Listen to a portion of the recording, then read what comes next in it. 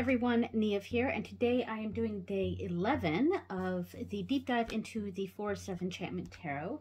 And today we are doing the 7s and 8s, and I almost started this with the 6s and 7s picked out here, but I was going over my notes real quick and I was like, wait a minute, I feel like I've already done the 6s.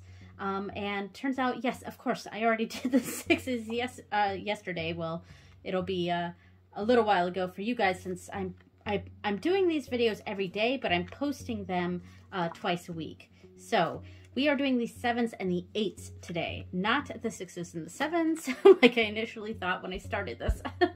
All right, let me see if everything's in there, and I'm going to take a quick picture for the thumbnail.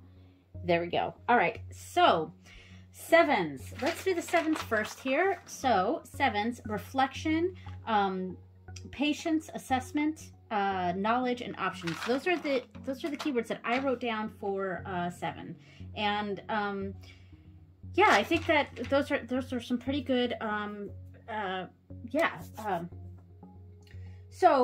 assessment is a good one here, and we see that in the 7 of Visions, where this is kind of like we've got all these choices and all these options, and there's a sense of being overwhelmed, or I don't know if it's a sense of greed per se, maybe a little bit, because you know, maybe we have all these desires. There's several different ways we can kind of see the 7s, and here we're kind of looking into I don't know if it's a wishing well or a magic well, where we're seeing all the futures, all the possibilities before us. But yeah, that's kind of what we're seeing here. There's a knowledge aspect to it, because we know what all of our options are. So there's maybe a bit of an overwhelm here. There's also a dreaming. So I kind of see it as dreaming and wanting. That's one interpretation. We want all these things. I could see it like a wish list a little bit. And in that sense, it's a little bit similar to the 9 of Boons, the 9 of Pentacles. This is the Cups suit. So you could see it as like a sort of a wish list of things you want. That's one interpretation. You could also see it as there are so many options that you're overwhelmed by the options, or there's so many possible futures. It's not just, you're not just deciding between 2 choices, you're deciding between a myriad of things, and there's a sense of being overwhelmed by options. Yeah, and so a knowledge / assessment is, I think, or also reflection, because here we are seeing a reflection in a pool here. So yeah, there's lots of different it's like there's lots of different possibilities for this card, because this card represents lots of different possibilities, if that makes sense. So as far as reflection goes and assessment, we also see that with the 7 of Boons here. Now, this is an interesting depiction of the 7 of Pentacles. Normally we see a person standing next to, they're holding like a garden tool, and they're next to this bush that has all these pentacles on it, and it's like they're waiting for, they've done all the planting and they're just kind of waiting for they're waiting for the next step. They're waiting for the flowers to bloom, the pentacles to grow from the bush. And here we're seeing a whole bunch of doors. So we could be waiting for people to come out. I don't know. I think I would have to read the book to really understand what they're going for there with that imagery. Now, with the 7 of Spells, I often see this as kind of a defense, being on the defense. And we can see that with, gosh, what are my keywords here for the 7s are reflection, patience, assessment, knowledge, and options. There's a sort of justification going on here, or a defense. All these gnomes are seem to be accusing the dragon of something, or the wyvern of something, and it doesn't seem like they're attacking yet, but there's all these torches in the background, like they're ready to fight whatever this is, and it's almost like they're also waiting to understand what's going on. They're waiting for the wyvern to explain himself. They've put this wyvern on the defense, but they're also feeling defensive themselves because they're scared of the wyvern here. So and I didn't put defense as one of the keywords here, but I would put defense as one of the keywords for the sevens. So a general feeling of defense here, too many options, assessing our options, too much knowledge can sometimes be an overwhelming thing. Here, we are taking, the Seven of Challenges is, or Swords, is often the card we use to indicate theft or thievery of some sort, or stealing. Those are all synonyms. So there is a level, you know, the keyword of options is here. We're taking our options, we're taking things for us so that we have more options, or we're taking knowledge. There's that knowledge keyword here. So there, and connected with knowledge, there's a sense of cunningness, which is quite reflected here with these foxes. So Seven of Challenges is, I think this is a card that might be the most closely associated with that keyword of knowledge.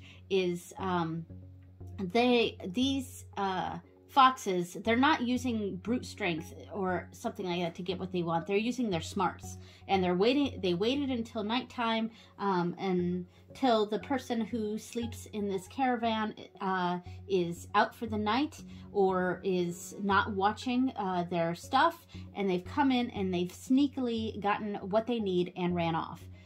So I'm going to read the a little bit here. Okay, sixes and sevens. All right. So we have, now that you're all rested up from the sixes, the sevens present you with some problems to solve. Each seven holds a predicament and a choice to take action or not yet. The Seven of Spells says, stand your ground. Like I said, it's a defense sort of card.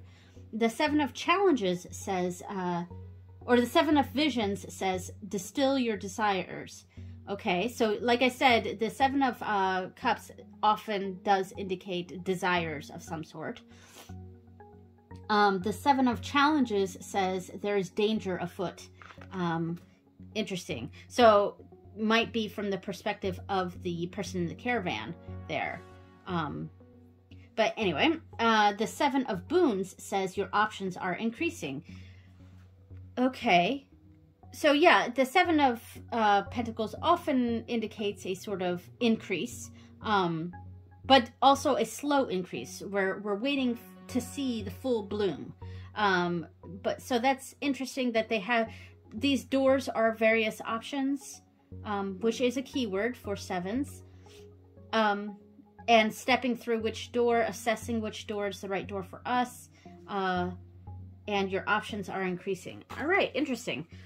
So let's see. Am I going to do the eights now, or am I going to do each individual seven card? I think I'm going to do the eights now, and then we'll do each individual card. Okay, so with the eights, which 8 is my favorite number, and my favorite card in general in tarot is the Eight of Pentacles, and I do quite like that here. I actually really like the Eight of Spells in this deck, which is not usually a favorite card for most people, sorry. So the eights, the keywords I wrote down here are mastery, action, accomplishment, and movement. Yeah, I mean, these are great keywords for this. So obviously we see movement here with the Eight of Spells, and also action here. Eight of Wands is usually indicated as news, or something sudden coming in, news from afar. There's like a sudden influx of this was sent out, and we are receiving something that I wouldn't say is devastating, but receiving important information. It's obviously, we see movement here. Things are really being put into action. And I think that's shown very well here with the owls, which symbolize a sort of knowledge, so bringing knowledge in. Now, the Eight of Visions, the Eight of Cups here, I'm a little bit, I don't quite understand what's going on in this card. Now, the Eight of Cups typically shows a person who is walking away from what could be a good thing, but or they're walking away from baggage or drama. It's a movement away from something. So the key word is movement here, and this is moving away from something. And it's something that was possibly a good thing before, but is no longer serving us, and it's a better idea that we move away from it. Similar to the Six of Challenges or Swords. So it is, though the Six of Challenges, I feel like there's a bit more of a defeat energy there. Whereas this, we are like choosing to leave something. We're choosing to leave the difficulties behind. We're choosing to leave what could have been a good thing behind, and something that made us happy, but is no longer, but it's weighing heavily on us now. So there's a different sort of feeling with between those two cards. Now with this imagery, I mean, there is a wanderer element to the Eight of Cups. But here in the Eight of Visions, we're seeing 1, 2, 3, 4, 5 women just kind of all moving away from each other. And so I'm interested, I'll probably read the full description of this card when we get to it, because I don't quite understand the imagery here. All right, so with the Eight of Challenges, I think this one actually does an excellent job.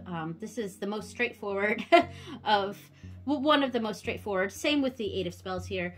It really depicts the Eight of Swords energy, which is feeling trapped, but we're blindfolded, or we're covering our eyes, and we're not seeing that there is actually a way out of this trap.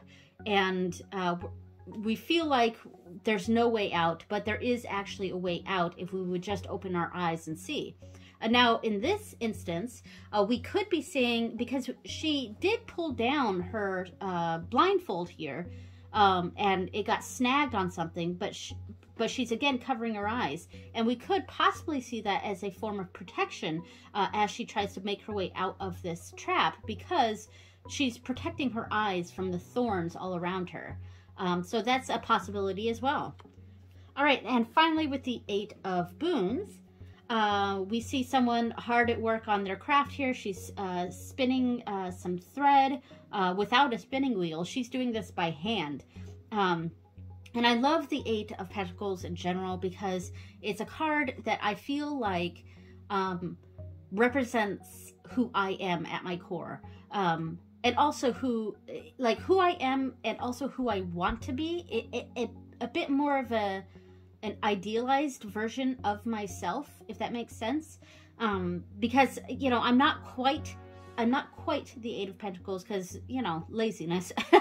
But I see a lot of myself in this card, typically. And excuse me, I'm, you know, a crafter, I'm an artist, I like to work with my hands, I like to hole myself off into my art room, and I'm sorry about my throat here, and really buckle down on my hobbies. And that's kind of what we see here. This is where the keyword of mastery really comes in, and it's Being in the zone is really my key phrase for the Eight of Pentacles.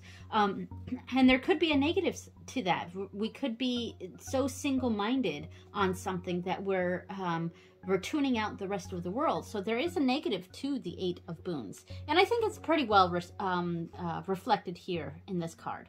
All right, so now let's pile these all up, and we'll do we'll go through each card with the book. Oh, and I didn't do the eights, the eights thing, but we'll get to that. All right. So the Seven of Spells, and I am gonna zoom in a little bit. I'm really sorry about my throat. Trying not to blast out people's headphones. All right. So the Seven of Spells. I'm not going to read the whole thing, I don't think. All right, so meaning at a glance, well, hold on. The gnomes represent lesser forces that may be rallied against you. Don't stoop to their level. Okay, so that's interesting. Not stooping to their level, even though you're put on the defense. And do not return fire. There's a very good chance that their ideas are misinformed. Wait for tempers to cool, then find common ground and work toward peace. So that's very interesting. Meaning at a glance, hold your own under attack. Hold your own under attack. Trivial problems add up. Misunderstandings. That's a good keyword for the Seven of Wands or spells. And defensiveness, of course. I see the Seven of spells or wands as being a defensiveness. All right, so a closer look. As you can see, there is not much diversity among the gnomes, which is one reason they are suspicious of non-gnomes. So interesting. There's possibly a bit of racism going on. So I'm going to shuffle the cards real quick, because I just went through these cards trying to find all the eights after I mistakenly pulled out the sixes and the sevens instead of the sevens and the eights. All right, so let's shuffle a few times.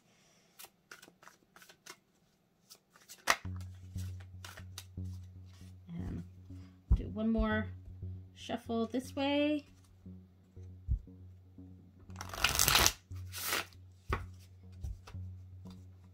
And one more.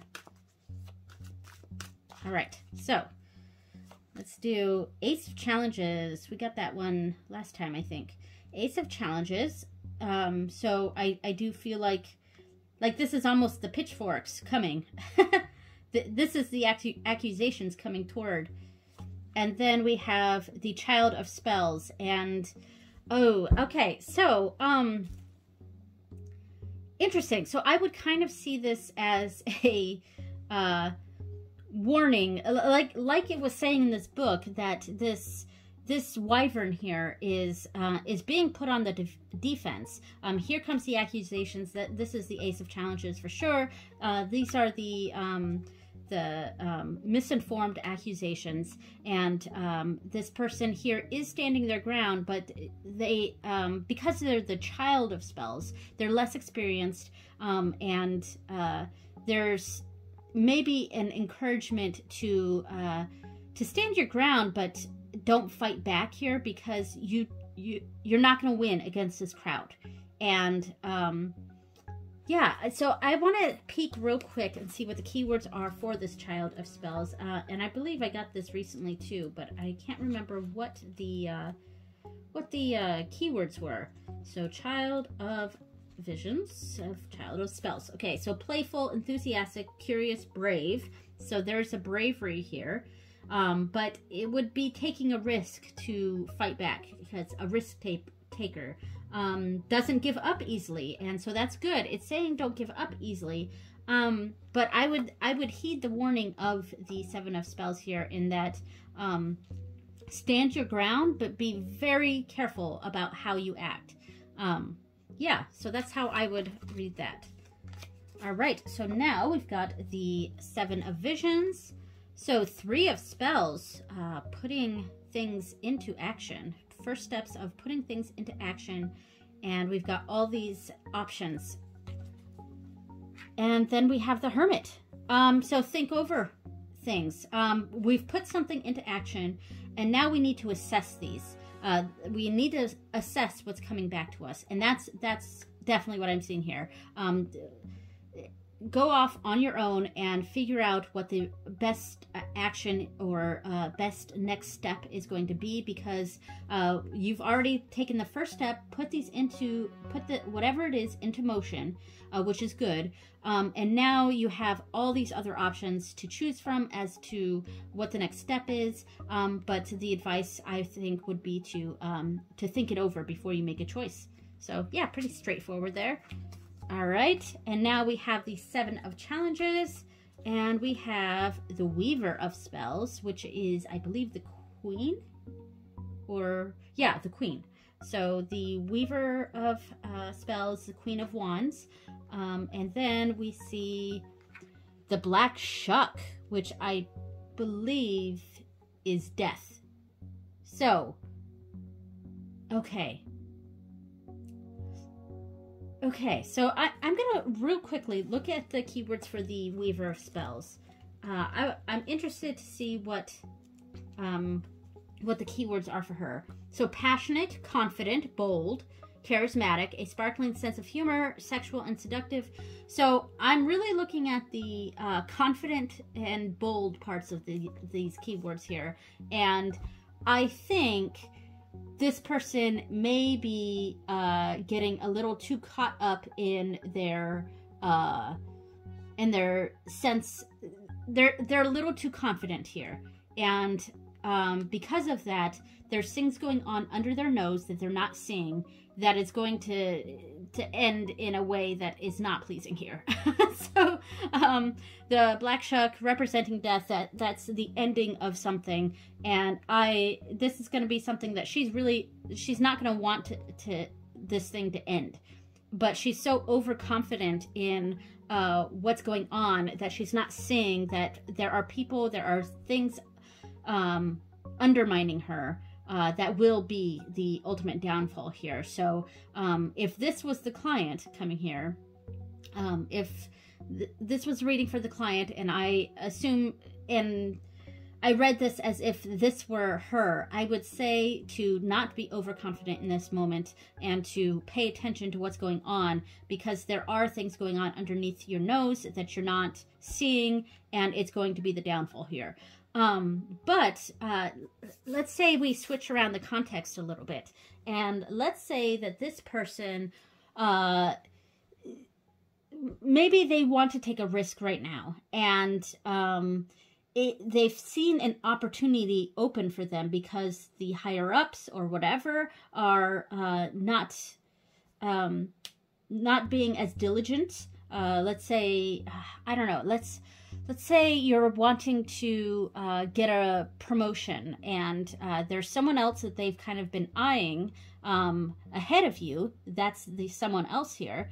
But they're getting a little too cocky and not paying attention, and you've seen an opportunity that would help benefit you, but end their chances of getting that promotion. And you, in this case, I would say that it would be, now is the time to strike for you to do what you need to do. Yeah, so that really depends on the context. So yeah. All right, so the 7 of Boons, and this one I'm going to read the full book because I'm not 100% sure what's really going on here. Did I do this? The last card was the 7 of Challenges. Okay, I was double checking that I didn't actually skip a card. All right, so the 7 of Boons. In the enchanted forest, there is always a door when you need one. Eventually, the forest decides when your need is great enough to warrant a portal, and then sometimes it gives you more than one. The next stage of your journey is determined by the door you choose. So take your time. Take your time, assess the right door. Don't rush through the first door that appears before you. So I'm thinking back to the original RWS symbol for our imagery for the 7 of Pentacles, and I'm thinking of, you know, the advice being to wait a while and don't just take what's bloomed already, wait for everything else to bloom, wait for more things to appear. Okay. Remember, this is a magical place and things are not always as they seem. Sit down and observe the scene for a while to judge its permanence. You don't want to step through a door into nothingness. This card is about patience as much as it's about choice. As you may have noticed, the suit of boons doesn't go in much for speed or impetuosity. It's about practical responses to practical problems, even in the realm of enchantment. If you don't know what to do yet, don't do anything. Simple as that. Remember, once you choose a door, all the other doors disappear. Meaning at a glance, patience, timeliness, waiting for obvious directions, recognizing the best option. A closer look. Each door bears a different symbol, placed there by magic. Which one calls to you? All right, so that is an interesting interpretation of the Seven of Boons. I don't know that I completely connect to this imagery for what's going on here. It does give me a very, it does almost give me more of the Seven of Visions feeling where we have all these options. You know what I mean? But I can see how it is a bit more on the boon side, but I don't know. I love the image for it, but I don't know how I feel about connecting the meaning to the imagery so much. But I don't know. All right, so we have the wide world. So the wide world is open to us. We've got all these options. Sit and wait before one becomes more clear. And you kind of have to rely on luck. Wow. So I basically just read that meaning here. The whole wide world is open to us. Instead of just running out into the field and choosing something, we need to sit and wait for an obvious, because it will come. That's what the Enchanter's Wheel is all about. The Wheel of Fortune. It's almost a fate card, or things are out of your hands and you kind of just need to wait and see what's going to happen. And whatever does happen, it was basically meant to be, because rushing it and doing things on your timetable isn't going to change anything in this wheel. Yeah, so in general, this is, we've got a whole wide world open to us. We need to, instead of jetting out into something, we kind of just need to have patience. Whatever's going on is not in our hands right now, and we just need to have patience and wait, as difficult as that may be sometimes. All right, so now we are on the eights, and I am going to read the eights section here. So the eights represent limitations, interference, a hard task, or a difficult life lesson. Limitations. Interesting. That's not one of my keywords. Interference, yeah, okay, I could see that. The action and movement part, I can see with interference. Hard task, of course, mastery, accomplishment, and difficult life lesson. Fascinating. All right, so often often the card doesn't show an actual problem. Rather, it shows ways you might react to the problem. Each of the eights shows a response to obstacles. The Eight of Spells says, act swiftly. So their perspective of the Eight of Spells is the person, the querent, acting versus things happening to them. Okay, so act swiftly for the Eight of Spells. The Eight of Visions says, awaken from illusion. Okay. The Eight of Challenges says, think, don't struggle. All right, and then the Eight of Boons says, preserve to attain mastery, and there's that keyword mastery. Okay, so we're on the Eight of Spells first. I'm just going to read the meaning at a glance. So news and incoming messages, of course, like I said, swiftness, aiming toward a goal. A closer look.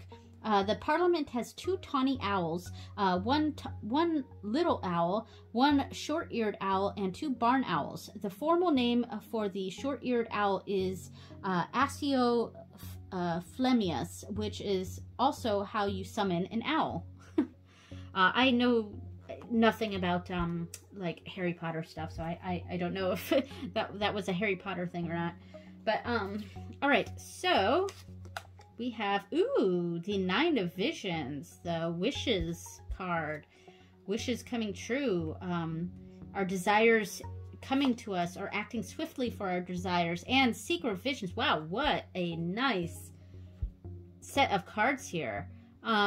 So yeah, so secret visions, that is the Knight of Cups, which is a really romantic person, and not necessarily romantic as in you know, love, but possibly. I think whatever's going on here, your wishes are going to come true. You've got to act fast, though. Take that opportunity right away. And yeah, that's basically how I would see this. This is basically the wish card. This is someone who's dreamy and romantic, you know, desires, things like that. Both of these cards are about desires, and this is the act quick card, so things coming quickly and our desires are being met. So there we go. All right, so this one I'm also reading because I want to know what's going on here. So the Eight of Visions. Under the weeping willows runs a sluggish vaporous stream. Here, ghostly wraiths of women. Okay, so this one definitely looks ghostly. Here, I don't know. Are they all ghostly? So here, ghostly wraiths of women who died for love drift in a mesmeric dance. Each is on her own world of sadness and self-pity. Okay, so there's a sense of self-pity going on here. They may not be aware of each other, or if they are, they don't care. They are, however, aware of you. They pluck at your sleeve and implore you with their watery eyes to join them in their sorrow. These woeful spirits have no free will anymore, but you do. Okay, fascinating. You can escape their lost and empty fate through though perhaps not on your own. This card speaks of depression and disenchantment with life. Yeah, those are actually good keywords for the Eight of Cups.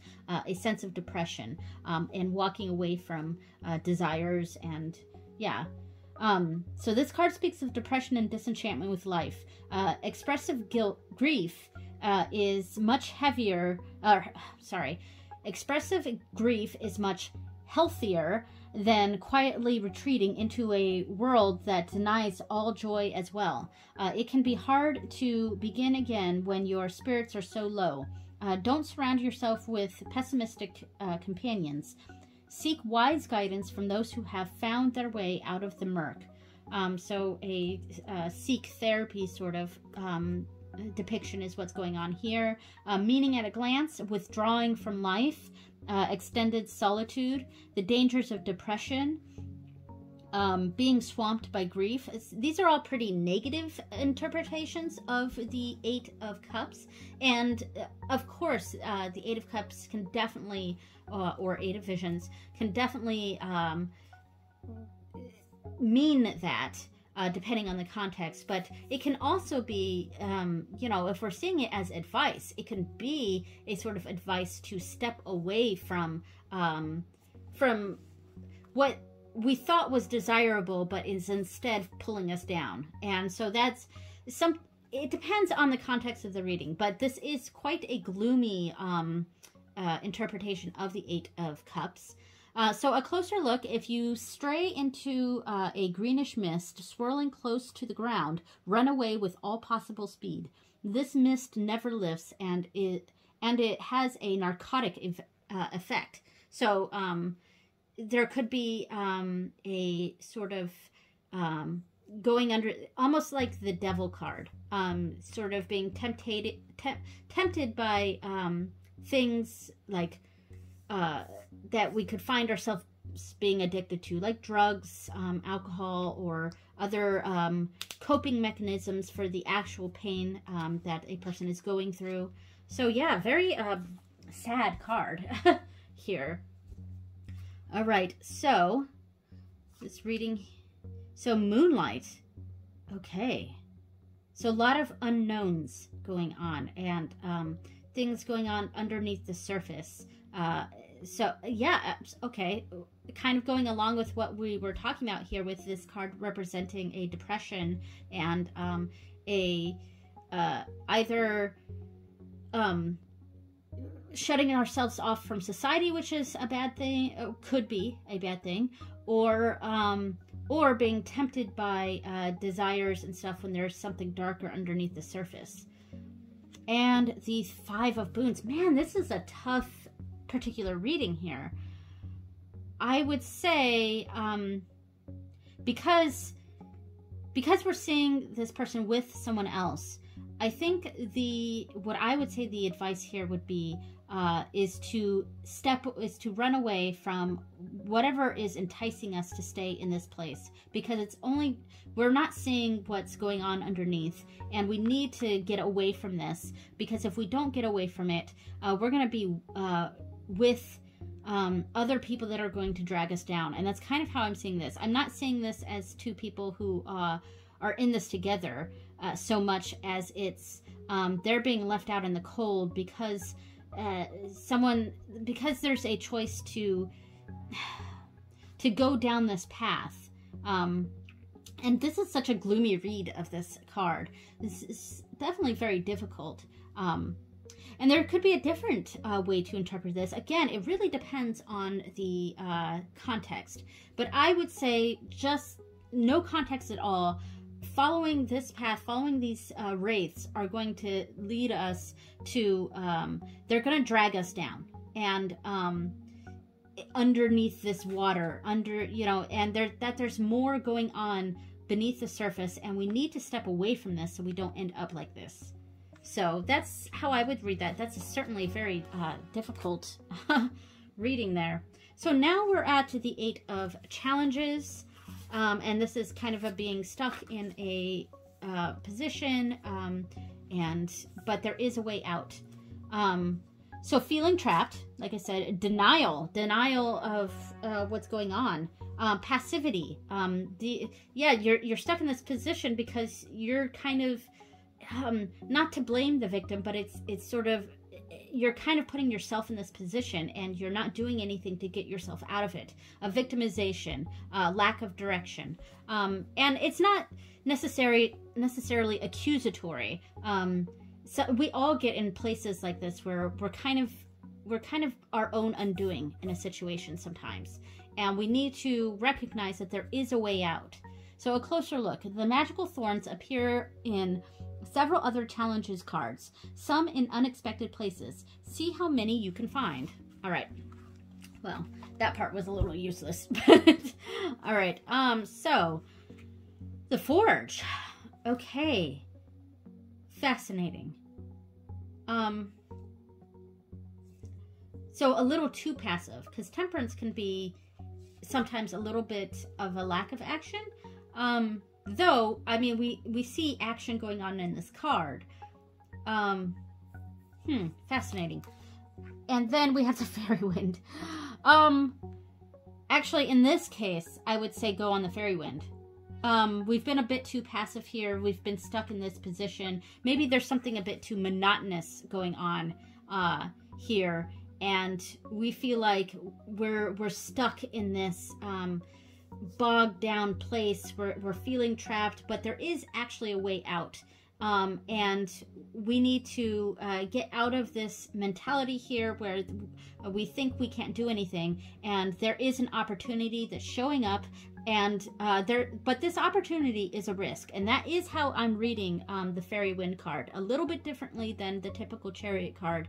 There's a risk taking this action because following the Fairy Wind can be disastrous, but right now what's going on, you need to get out of this place, and you need to take that chance and take that risk and follow this particular Fairy Wind.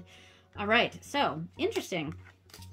All right, now finally with the 8 of Boons, oops, we have, so So meaning at a glance, mastering a craft, meticulous work, increasing excellence, passionate pursuits, yes, passionate, are their own reward.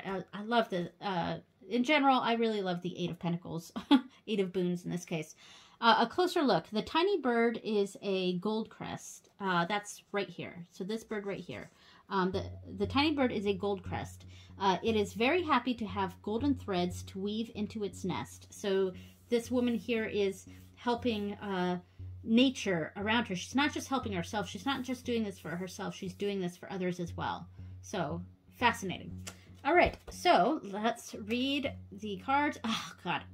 Oh, I hate this card. So the Two of Challenges here and the Two of Visions. Okay. I would say with this, we're getting a little stuck into doing things ourselves here. And I think we need to bring in a partner to help us out. That's how I would read this. Yeah, I'm not even going to get too far into the Two of Challenges and how it's, you know, the whole thing with a blind choice, because I don't think that's what's going on here. With this imagery, this person seeing themselves in the mirror and this woman working on her own for not just herself, but for everyone, I think I would read this as needing to bring in a partner, needing to bring in someone to help. I don't want to say share the load, because that is in a 10 of Wands kind of energy there, which we're not getting here. But I think we're getting too closed off here, too focused on this, and we're not seeing that we might be getting a little overwhelmed and caring for everyone, doing these things for everyone. We're gonna run out of steam here, so we do need to bring someone in to help us out. I'm gonna go back to this Two of Challenges real quick, just to familiarize myself with what the keywords were. So a stalemate, inability to compromise, a pause for contemplation. So a stalemate, that one really sticks out to me here.